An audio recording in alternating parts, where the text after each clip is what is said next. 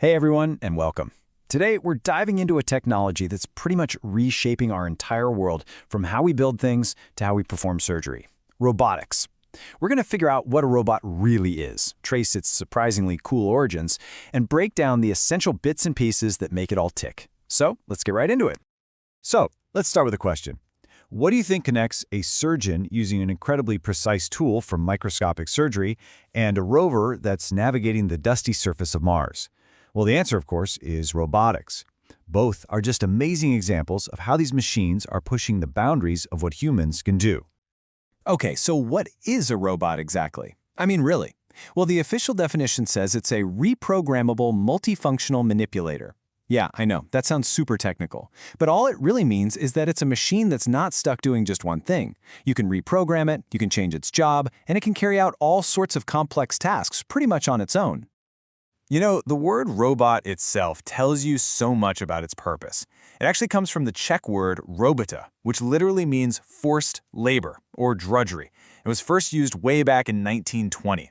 And that origin just perfectly captures the whole point of robotics, right? To automate the stuff that's boring, hard, or even dangerous for people to do. So we have the word, we have the concept, all the way from 1920. But how did we get from a word in a play to an actual working machine putting things together on a factory floor? Well, that's the next part of our story. But check this out. It took a while for that idea to become reality. There's a whole 40-year gap between when the word was invented and the 1960s. That's when the first real, practical industrial robot, called the Unimate, was born. This was the moment robotics literally jumped out of the pages of science fiction and onto the factory floor. And its very first job couldn't have been more perfect. At a General Motors factory in New Jersey, the Unimate was put to work lifting these scorching hot pieces of metal from a die-casting machine. It was a repetitive, miserable, and frankly dangerous job. This was Robota in action, for real. But the Unimate, as cool as it was really just the beginning. Those early robots were, well, they were kind of dumb. They could only follow one program, over and over again. Modern robots are in a completely different league. They're adaptive. They use amazing tools like computer vision and force sensing to actually see and feel and react to the world around them in real time. So, with all that in mind, what are the best jobs for a robot? There's a really simple and easy way to remember their main applications. It's called the 4 Ds. And here they are, the 4 Ds.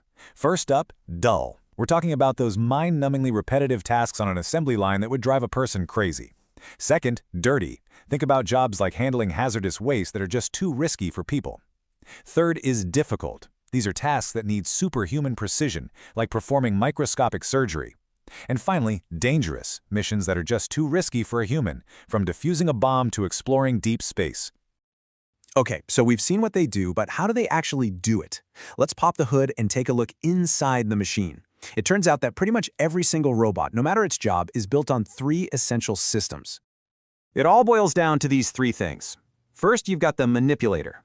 This is the robot's physical body, the arm, the joints, the whole structure that actually moves and interacts with the world. Next up are the actuators and sensors.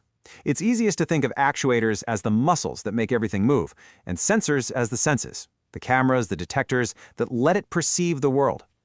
And finally, you have the controller. This is the computer, the brain of the operation. It takes in all that data from the senses and tells the muscles what to do. It's that simple, really. A body, senses, and a brain. So, we've gone over the definition, the history, and the core systems that make a robot work. We've seen how they've evolved and the huge role they play today. But honestly, this is really just scratching the surface. This quote just sums it up perfectly. You've seen the car, now let's open the hood. We've had a look at the outside, but the most fascinating parts are all the mechanics humming away inside.